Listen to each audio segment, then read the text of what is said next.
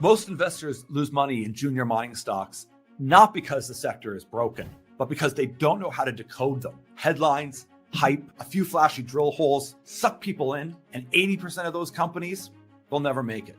I'm Andrew O'Donnell, founder of The Market Mindset. And after years in finance and watching billions flow in and out of this sector, I built the drill sheet. 10 factors, 10 minutes, one score that filters out all the noise and shows you which stories deserve your money. First, rocks matter. Without continuity, without scale, without real 3D models, you've got nothing. The drill sheet asks, is this deposit a system or is it just a one-hit wonder? Without that foundation, the stock dies. Second, bet on people, not just rocks. Has management raised money before? Have they built a mine? Have they sold a project? The drill sheet scores the team the same way Wall Street scores CEOs, by track record, not by promises. Third, catalysts move stocks, not just rocks. Geology is the foundation, but stocks reprice on events investors can trade. Drill results that prove scale, JV deals, financing, resource updates. Without catalysts on the horizon, even great geology won't move the share price. The drill sheet maps those catalysts on a timeline, so you know if you're looking at the next re-rate or just watching cash burn. Fourth, know your multiples. If you're paying $100 million market cap for a story your peers are paying $20 million for, you're the bag holder. The drill sheet benchmarks juniors against peers to know if you're buying leverage or paying for hype. Now, let me be clear. The drill sheet is not a magic number. It's not a crystal ball. It won't predict the future or tell you when to buy or when to sell. What it does is far more practical. It filters out 80% of those juniors that are just noise, and it shines a spotlight on the small minority with legitimate prospects. It's the fastest way to reveal true potential and to know the right questions to ask next. That's why we tie it to CEO interviews. We've done hundreds of CEO interviews. The score points that spotlight, and the interviews let us drill deeper. This is book one of the Drill Sheet series, Unlocking Junior Mining Opportunities. 10 factors, 10 minutes, one score that filters noise and shows you the minority of juniors with a real shot. Here's how to try it. Download book one free right now. Every Friday, we go live with subscribers and we break down the 2 companies that we scored that week. If you subscribe now for just $9, we'll run a drill sheet on your pick, the company you want to see. Send us the ticker and you'll see the framework at work. Stop guessing. Start investing like the pros. Download Unlocking Junior Mining Opportunities today and join us on Friday. Welcome back to the Market Mindset. Today, we are getting right to the heart of what drives wealth, power, and opportunity in this new era. The truth is simple. The world runs on energy, extraction, and commodities. But before we jump into that whole theme, it's a big day. It's Wednesday, and we know the Fed is going to be meeting later this afternoon. We're all expecting a decrease, but of how much, who knows? The drama unfolds. We talked about it a week ago. And today we're going to find out. So the markets are poised. And that makes a big difference too, because we've seen AI just rock. I mean, the funding that goes into that is incredible. And once again, that global AI race, it's not a sideshow. It's the main event. It truly is. Training AI, building data centers, deploying robotics, and scaling advanced manufacturing. All of it requires staggering amounts of power and energy, which means resources. Without copper, uranium, silver, oil, and gas, none of this happens. And that's why this is a must-win situation for America and for the West. Now, if you're in Texas, Nevada, Arizona, you know this. You understand this. Your history is extraction, or in my case, Alberta. Your economy has lived the booms and busts of oil, of gold, of copper. But across the U.S., from Florida retirees to New York traders, investors are now waking up to this actual reality. AI runs on energy, and energy runs on commodities. That's exactly why we built the drill sheet. It's the institutional framework for retail investors to separate hype from fundamentals to score projects on geology, metallurgy, catalysts, and timing. We did that little promo there to begin with. And what we're going to do is we're going to focus today on this energy as being the foundation and why it ties in with robotics and overall economic power. And I want to preface this too over a lot of the clickbait about the end of the dollar and the end of U.S. hegemony. That's been a fun talking point since I've been involved in this space for 8 years. And let me make one thing clear. That's likely not going to happen. Will there be a shift? Could there be a Fed coin, or this or that or that? Yeah, there could be. But if anyone thinks that the U.S. in particular is simply just going to roll over and you give away power, the Fed is going to say, we're done controlling things and printing money. That's a very weird position to take. And if you're paying attention to the current U.S. administration, if there was hints that was kind of the direction the things were going, and I would argue that, maybe that was, they would just kind of quietly roll over and let China take over. That is not the messaging coming out currently. And I want to put that as a strong foundation as to what we're talking about, because there is this AI revolution. There's lots of hype and there's lots of BS. There's lots of nonsense, but there's also lots of real in it. And I want to put that to these states particularly that understand extraction and understand that we're talking about energy. And especially me talking about mining and really liking copper and silver. I'm not saying don't take gas out of the ground as well. I'm all for extraction. I want helium out of the ground. I want hydrogen out of the ground. I want whatever tool fits best and makes the most economic sense for the very short term, 5 years, 10 years. Because this AI revolution, whoever wins that race, that is arguably one of the biggest levers moving forward. And that's what's at stake. And that's a big, big price. That has a potential to solve a lot of problems. Now that's giving it a little bit of hype as well, but it is that pinnacle point of technology and the amount of hundreds of billions being focused and trillions being focused towards this, because those minds, they know that's the case and that's true. So we should be looking at extractive industries and saying, what's the cheapest way we can get power to these companies right now? And we see that they're all involved in nuclear, and that's great. We're all for that. But those take times. That's big projects. If we could get a gas generator in there, let's do it. This notion of climate and whatnot is very important. We need to be environmentally sound and friendly, but more importantly, we need to win this race. And when I say we, that's the U.S., that's the West, that's Canada. Everyone should be pitching in together. Yes, we should live in a cooperative world and have trade, but make no mistake. Whoever controls the money printing press has always had power. Whoever controls energy, oil and gas, had maximum power. And also whoever controls AI will have massive amounts of power. That's what we're facing down right now. Now, Texas understands booms and busts. I live in Calgary. We understand this. Whether it's the spittle top in 1901 to the shale revolution of the 2000s, Texans know energy is not just fuel, it's jobs, it's geopolitics, and it's national power. If you want to get an OTC deal done at large scale in crude or in energy, you're talking politics.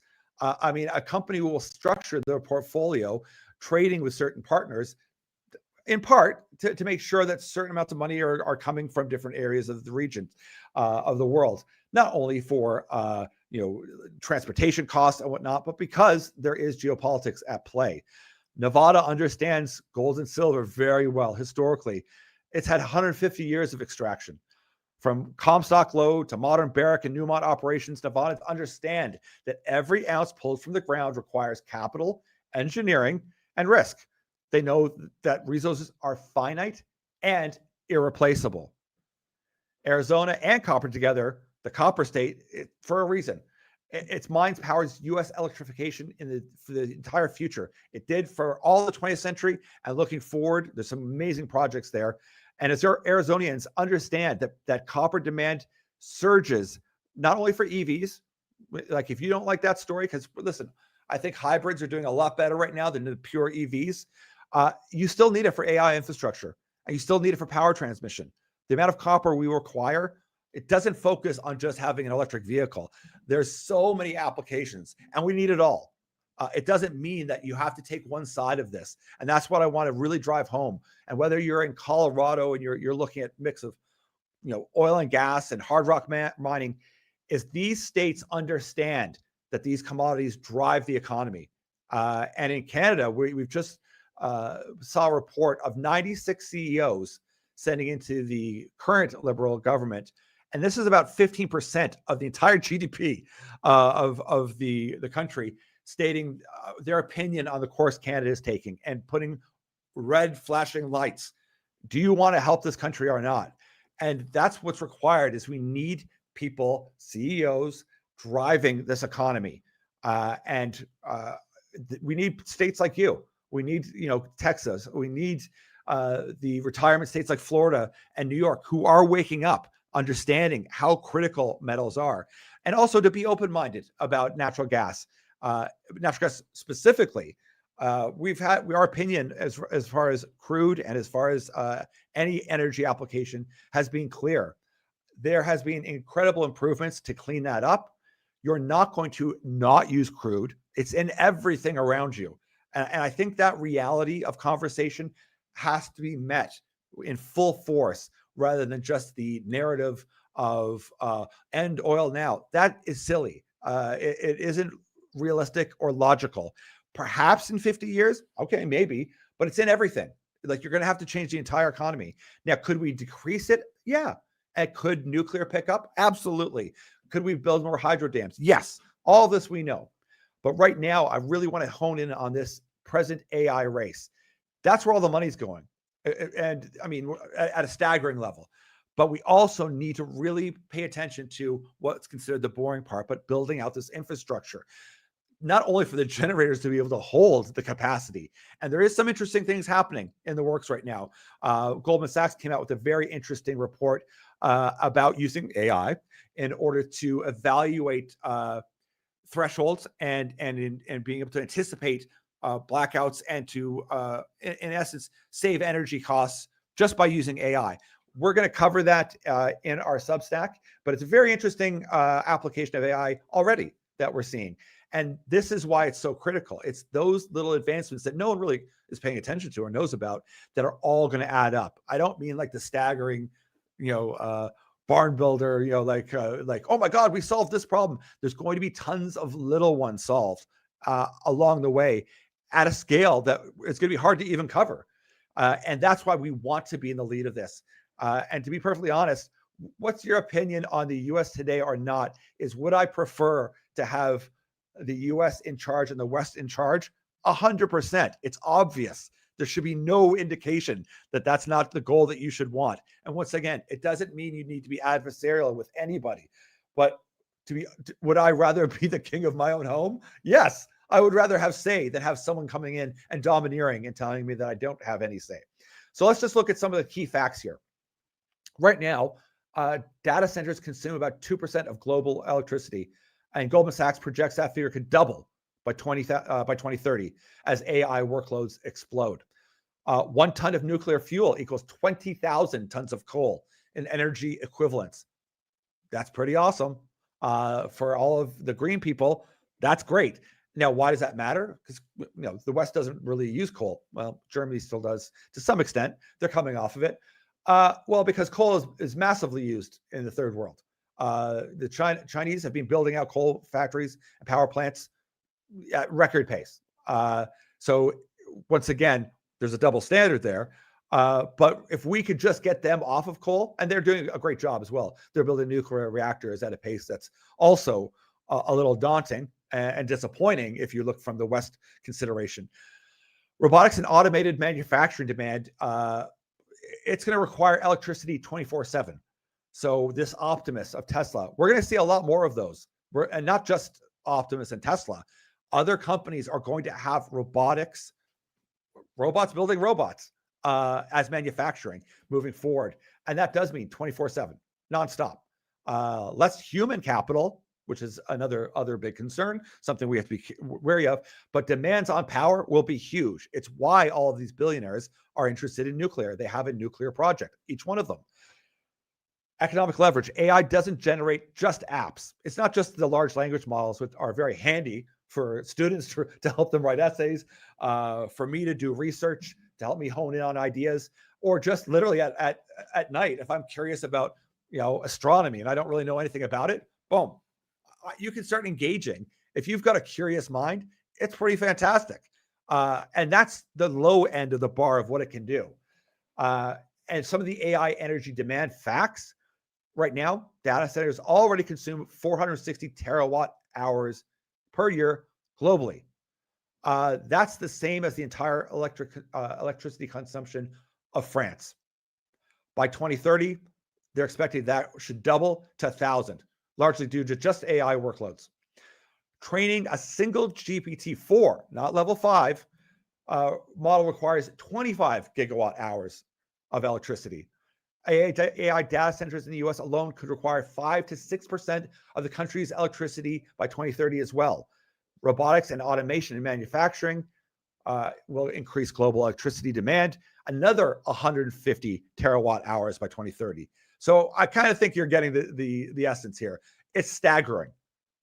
And what the drill sheet's going to do is going to take a look at extraction state mindset, this instinct that resources power everything, and give it a systematic institutional framework.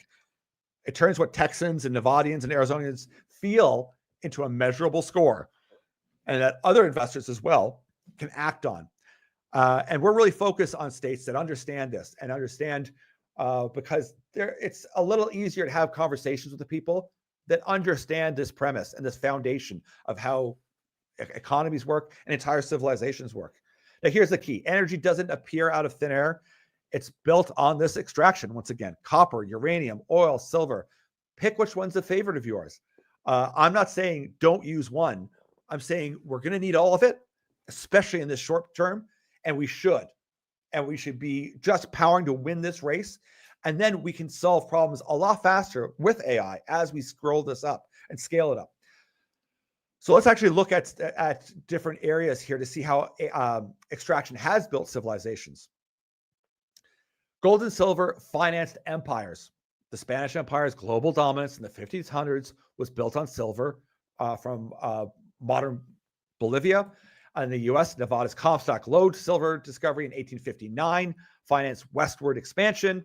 US industrialization. Copper from Arizona and Montana powered electrification in the early 1900s.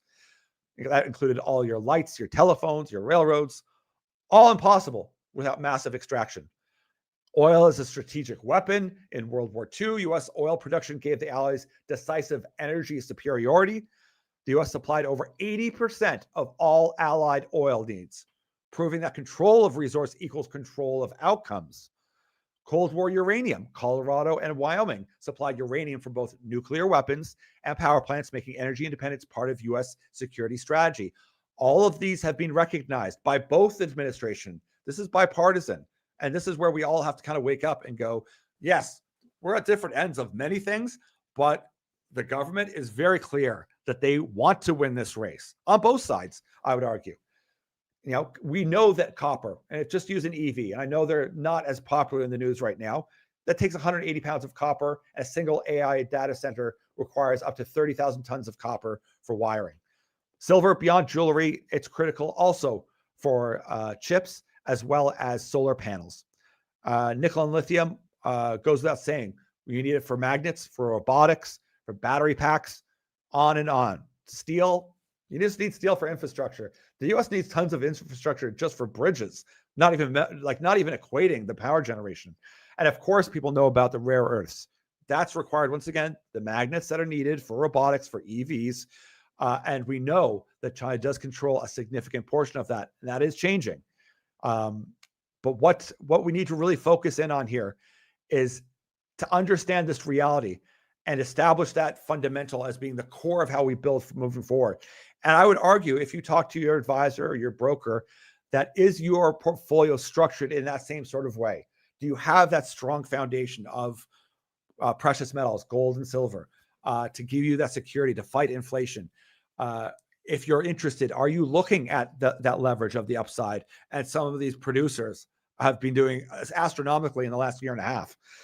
Are they going to do better moving forward? I don't have a crystal ball, but gold is doing very well. Silver is doing very well. I suspect the next quarter coming out of these producers is going to look pretty good because we've been noticing a lot of their ASICs or all-in sustaining costs have been getting better. They're becoming, and of course, meaning more profitable. And the price of gold keeps on increasing. That operational leverage is huge. And this is why we need to look at all of these catalysts for what's going to move stocks. Because I'm really focused in on the basis of commodities as being a core. I'd rather accept a commodity for the most part, almost all, rather than a dollar, whether it's US dollar, especially Canadian dollar. And moving forward, I think we need to look at the opportunities in these producers, but also in looking at the exploration companies, because there are companies losing ounces, whether it's precious metals, whether it's copper, and they need to refresh. They need to go find new projects, and they're going to come online very soon. And guess what? They have massive cash flow. A lot of these producers are paying it back to shareholders, which is good because they've had tough years. They're going to want to see some money return. But at the same time, my argument is if they can see that, listen, there's commitment on both sides of the aisle for the West to succeed and to win not only the AI race and the robotics race, but to have these critical metals, there's an opportunity for a long term of growth that we have been hoping for. And in part, logically and reasonably, you would assume has to happen, even though I'm under no illusions that mining is a tough business to sell to anyone new to the space, especially retail. There's been lots of propaganda, even since I was a kid, about how it's the worst thing in the world. And yes, there's plenty of cases where you can look at, especially in history, where it wasn't done very well and it wasn't very nice. No, but if you have to go back 50 years and 80 years and that's your standard, or you pick off a one rare event, that's not actually reporting anything. What you have to look at is the industry as a whole and how it's doing. And the commitment to doing things correctly isn't just talk. They are very conscious of environmentally sound operations. And we've reiterated that over and over on this show. And why? Well, because I go to all the shows. I get to talk to them. I get to do the CE interviews. And I get to have the conversations before the live interview and after. And I can tell you that that 99% of them all are focused on doing things as clean as possible, as efficiently and effectively, and they love the environment. They like to go on hikes. They like to go ski. We're Canadians, for God's sake. We love to get outdoors. So let me just close this off, this giant rant. And this is focused a lot to the extractive states in the US, because you're looking for ideas. AI has had a massive run. And if your portfolio is super heavy into AI, it should be. You should be funding these companies. They're doing well. But at the same time, what kind of rate of return have you gotten on some of these? Like, maybe it's time to look where there's other opportunity and to take that step back and say, what fuels this AI race? What do we need further down that supply chain? And this is what you need. You need these critical metals. We need projects to come online. And the world runs on energy. It runs on extraction, and it runs on commodities. And the U.S. extraction states like Texas and Nevada and Arizona, you understand this all too well. And as AI transforms the global economic frontier, we are in a must-win race. And the entire country needs to get behind this. And whoever takes advantage of this and gets in early and starts doing the research, comes and joins us, reads our Substack, asks questions, send us an email, send me a message, reach out to us. We're happy to engage with people. That's what I'm here for. I make no bones. I am an absolute pro-mining person. I want this because I've spent 8 years researching this, coming from Merrill Lynch, focused on how critical it is. It isn't just talk. And also banging my head against the wall thinking, why aren't we doing this? Like, I know there's a narrative of don't mine, and there's all sorts of plans to try to stop projects. But if you do believe that the West, and especially the US, has integrity to a supply chain that's reliable, we need to do this. And that's what led us to make this drill sheet and to create this more of an institutional framework, but to offer to retail investors so they can see if you go look at all these junior resource companies, you can hear a lot of slick stories very quickly. And what makes that difficult is that sometimes that one-off, some company that doesn't look very good hits something magical, but that's lightning. That's lightning striking. That isn't the norm. And we wanted to get people to say, how am I going to sift through all these companies and just really narrow down to the commodity I like? I only like copper. I only like silver. I only like gold. How can I narrow that down and then see out of those 500 companies, what are the top 50, 100, 80? Which are the ones that have a significant shot? Where are they at? Have they been overplayed? Are they overhyped? That's what we've made this for. And once again, this drill sheet isn't predicting the future. It's not a crystal ball, but what it is analyzing all the data, and it's pulling everything from CDAR, from their press releases, from their geo work, from the ground assays, from samples, you name it, matching it up with textbooks as well to make sure, is this system, is it showing continuity? Matching it up with other experts in the field, because we can pull out projects and white papers and theses that geologists have done. I could create an entire model that just focused on one geologist if I wanted to, and say, follow that pathway, only looking at projects for copper. It's incredible.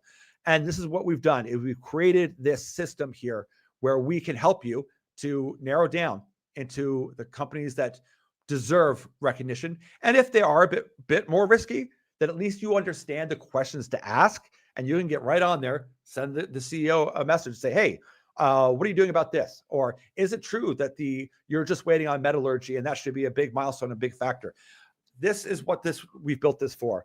And we're excited to share it with people. And we hope you join in and join us for the conversation.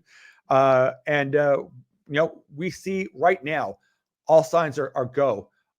Even despite having a challenging economic, uncertainty in Canada, there is a lot of people that want to know where they can take part in this and help support this giant move, especially that the U.S. is doing in order to have that independence that they want. And I'm all for it and encouraging it. So everyone, have a great week. We're into September. Things get very busy now up until Christmas. And I hope you join us. Continue to send us lots of emails and questions. And of course, join us on Substack, become a member, and we'll have our first live talk about 2 different drill sheets, and we're going to go into depth about them on Friday. I hope you join us for that too. So find out, reach out to us. We'll let you know how you can do that. Today, we're talking about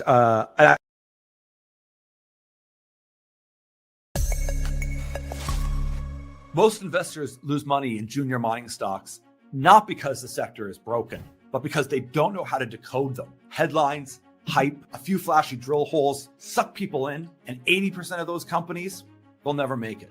I'm Andrew O'Donnell, founder of The Market Mindset. And after years in finance and watching billions flow in and out of this sector, I built the drill sheet. 10 factors, 10 minutes, 1 score that filters out all the noise and shows you which stories deserve your money. First, rocks matter. Without continuity, without scale, without real 3D models, you've got nothing. The drill sheet asks, is this deposit a system, or is it just a one-hit wonder? Without that foundation, the stock dies. Second, bet on people, not just rocks. Has management raised money before? Have they built a mine? Have they sold a project? The drill sheet scores the team the same way Wall Street scores CEOs, by track record, not by promises. Third, catalysts move stocks, not just rocks. Geology is the foundation, but stocks reprice on events investors can trade. Drill results that prove scale, JV deals, financing, resource updates. Without catalysts on the horizon, even great geology won't move the share price. The drill sheet maps those catalysts on a timeline, so you know if you're looking at the next re-rate or just watching cash burn. Fourth, know your multiples. If you're paying $100 million market cap for a story your peers are paying $20 million for, you're the bag holder. The drill sheet benchmarks juniors against peers to know if you're buying leverage or paying for hype. Now, let me be clear. The drill sheet is not a magic number. It's not a crystal ball. It won't predict the future or tell you when to buy or when to sell. What it does is far more practical. It filters out 80% of those juniors that are just noise, and it shines a spotlight on the small minority with legitimate prospects. It's the fastest way to reveal true potential and to know the right questions to ask next. That's why we tie it to CEO interviews. We've done hundreds of CEO interviews.